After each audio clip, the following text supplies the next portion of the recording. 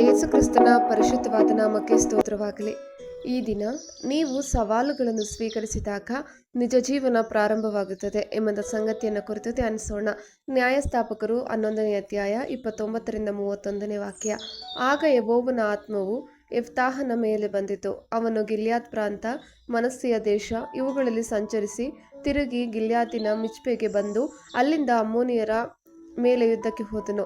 ಇದಲ್ಲದೆ ಅವನು ಯೆಹೋವನಿಗೆ, ನೀನು ಅಮ್ಮೋನಿಯರನ್ನು ನನ್ನ ಕೈಗೆ ಒಪ್ಪಿಸುವುದಾದರೆ ನಾನು ಸುರಕ್ಷಿತವಾಗಿ ಮನೆಗೆ ಮುಟ್ಟಿದಾಗ ನನ್ನನ್ನು ಎದುರುಗೊಳ್ಳುವುದಕ್ಕಾಗಿ ನನ್ನ ಮನೆಯ ಬಾಗಿಲಿಂದ ಮೊದಲು ಬರುವಂಥ ಪ್ರಾಣಿಯು ನಿನ್ನದೇ ಎಂದು ಅದನ್ನು ನಿನಗೋಸ್ಕರ ಹೋಮ ಮಾಡುವೆನು ಎಂದು ಹರಕೆ ಮಾಡಿದನು. ನ್ಯಾಯಸ್ಥಾಪಕರ ಕಾಲದಲ್ಲಿ ಯೆಫ್ತಾಹನು ಇಸ್ರಾಯೇಲಿನ ನಾಯಕನಾಗಿದ್ದನು.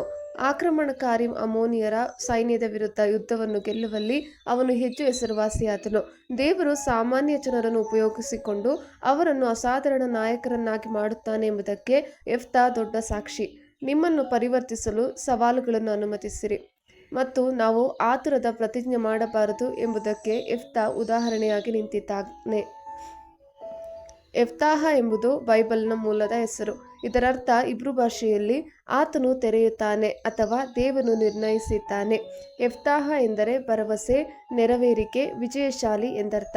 ಇದು ನ್ಯಾಯಾಧೀಶರ ಪುಸ್ತಕದಲ್ಲಿ ಅಂದರೆ ನ್ಯಾಯಸ್ಥಾಪಕರ ಪುಸ್ತಕದಲ್ಲಿ ಉಲ್ಲೇಖಿಸಲಾದ ಪ್ರಮುಖ ವ್ಯಕ್ತಿಯ ಹೆಸರಾಗಿತ್ತು. ಅವರು 6 ವರ್ಷಗಳ ಅವಧಿ ಇಸ್ರಾಯೇಲಿನ ಅಧ್ಯಕ್ಷತೆ ನ್ಯಾಯಸ್ಥಾಪಕರದಾಗಿತ್ತು. ಯೆಫ್ತಾಹನು ಅಮ್ಮೋನನ ವಿರುದ್ಧದ ಯುದ್ಧದಲ್ಲಿ ಇಸ್ರಾಯೇಲರನ್ನು ಯಶಸ್ವಿಯಾಗಿ ಮುನ್ನಡೆಸಿದನು. ಅಮ್ಮೋನಿಯರನ್ನು ಸೋಲಿಸುವಂತೆ ಮಾಡಿದ ದೇವರ ಸಹಾಯಕ್ಕೆ ಪ್ರತಿಯಾಗಿ ಅವನು ತನ್ನ ಪ್ರತಿಜ್ಞೆಯನ್ನು ಪೂರೈಸಲು ತನ್ನ ಮಗಳನ್ನು ದೇವರಿಗೆ ಅರ್ಪಿಸಿದನು. ಯೆಫ್ತಾಹನನ್ನು ಸಾಮಾನ್ಯವಾಗಿ ಜೆಫತ್ ಎಂದು ಉಚ್ಚರಿಸಲಾಗುತ್ತದೆ.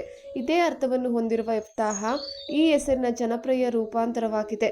ಜೆಫ್ತಾ, ಇಫ್ತೆ, ಇಫ್ತಾಜ್ ಮತ್ತು ಚೇಫ್ತಾ ಸಂಸ್ಕೃತಿಗಳು ಮತ್ತು ಭಾಷೆಗಳಾದ್ಯಂತ ಯೆಫ್ತಾಹಗೆ ಸಮಾನವಾಗಿವೆ. ಜನರು ತನ್ನ ಬಳಿಗೆ ಬರುವುದನ್ನು ಯೆಫ್ತಾಹನು ಕಾಯುತ್ತಿದ್ದನು. ನಿಮಗೆ ಒಲವು ತೋರಲು ಎಂದಿಗೂ ಹೋಗಿ ಜನರನ್ನು ಬೇಡಿಕೊಳ್ಳಬೇಡಿ. ಜನರು ನಿಮ್ಮ ಬಳಿಗೆ ಬಂದು ನಿಮ್ಮ ಮೌಲ್ಯವನ್ನು ತಿಳಿದುಕೊಳ್ಳಲಿ.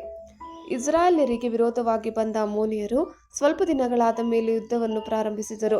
ಆಗ ಗಿಲ್ಯಾದಿನ ಹಿರಿಯರು ಯೆಫ್ತಾಹನನ್ನು ಟೋಬ್ ದೇಶದಿಂದ ಕರೆದುಕೊಂಡು ಬರುವುದಕ್ಕಾಗಿ ಅಲ್ಲಿಗೆ ಹೋಗಿ ಅವನಿಗೆ, ನಾವು ಅಮ್ಮೋನಿಯರೊಡನೆ ಯುದ್ಧ ಮಾಡುವ ಹಾಗೆ ನೀನು ಬಂದು ನಮ್ಮ ನಾಯಕನಾಗು ಎಂದು ಬೇಡಿಕೊಂಡರು. ಅವನು ಅವರಿಗೆ, ನನ್ನನ್ನು ಹಾಗೆ ಮಾಡಿ ನನ್ನ ತಂದೆಯ ಮನೆಯಿಂದ ಅಟ್ಟಿಬಿಟ್ಟವರು ನೀವೇ ಅಲ್ಲವೋ? ನಿಮಗೆ ಕಷ್ಟ ಬಂದಾಗ ನನ್ನ ಬಳಿಗೆ ಯಾಕೆ ಬಂದಿರಿ ಅನ್ನಲು ಅವರು, ಆದದರಿಂದಲೇ ಈಗ ತಿರುಗಿ ನಿನ್ನ ಬಳಿಗೆ ಬಂದಿದ್ದೇವೆ. ನಮ್ಮ ಸಂಗಡ ಬಂದು ಅಮ್ಮೋನಿಯರೊಡನೆ ಯುದ್ಧ ಮಾಡುವಿಯಾದರೆ ಗಿಲ್ಯಾದಿನವರಿಗೆಲ್ಲ ನೀನೇ ಶಿರಸ್ಸಾಗಿರುವಿ ಎಂದು ಹೇಳಿದನು. ಆಗ ಯೆಫ್ತಾಹನು ಅವರಿಗೆ, ನೀವು ನನ್ನನ್ನು ಅಮ್ಮೋನಿಯರೊಡನೆ ಯುದ್ಧ ಮಾಡುವುದಕ್ಕೋಸ್ಕರ ಕರೆದುಕೊಂಡು ಹೋಗುವಲ್ಲಿ ಯೆಹೋವನು ಅವರನ್ನು ನನ್ನ ಕೈಗೆ ಒಪ್ಪಿಸಿಕೊಟ್ಟರೆ ನಿಜವಾಗಿ ನನ್ನನ್ನು ಅಧಿಪತಿಯನ್ನಾಗಿ ಮಾಡುವಿರೋ ಎಂದು ಕೇಳಲು ಅವರು ಅವನಿಗೆ, ಹಾಗೇ ಮಾಡುವೆವು, ಉಭಯತರ ಮಾತುಗಳಿಗೆ ಯೆಹೋವನೇ ಸಾಕ್ಷಿ ಎಂದು ಉತ್ತರ ಕೊಟ್ಟರು. ಆಗ ಯೆಫ್ತಾಹನು ಗಿಲ್ಯಾದಿನ ಹಿರಿಯರ ಸಂಗಡ ಹೋದನು. ಜನರು ಅವನನ್ನು ಅಧಿಪತಿಯನ್ನಾಗಿಯೂ ನಾಯಕನನ್ನಾಗಿಯೂ ನೇಮಿಸಿದರು ಮತ್ತು ಯೆಫ್ತಾಹನು ತನ್ನ ಸಂಗತಿಗಳನ್ನೆಲ್ಲ ಮಿಚ್ಪೆಯಲ್ಲಿ ಯೆಹೋವನ ಮುಂದೆ ಅರಿಕೆ ಮಾಡಿದನು. ಯೆಫ್ತಾಹನ ವಿಜಯ. ನ್ಯಾಯಸ್ಥಾಪಕರು 11ನೇ ಅಧ್ಯಾಯ 32-33 ವಾಕ್ಯ. ಯೆಫ್ತಾಹನು ಅಮ್ಮೋನಿಯರ ವಿರೋಧವಾಗಿ ಯುದ್ಧಕ್ಕೆ ಹೋಗಲು ಯೆಹೋವನು ಅವರನ್ನು ಅವನ ಕೈಗೆ ಒಪ್ಪಿಸಿದನು.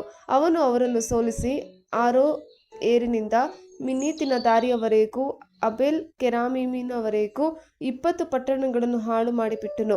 ಹೀಗೆ ದೊಡ್ಡ ಜಯವಾಗಿ ಅಮ್ಮೋನಿಯರು ಇಸ್ರಾಯೇಲರ ಮುಂದೆ ತಗ್ಗಿಸಲ್ಪಟ್ಟರು. ಆಮೆನ್. ಕರ್ತನ ಕೃಪೆ ನಿಮ್ಮೆಲ್ಲರೊಂದಿಗಿರಲಿ.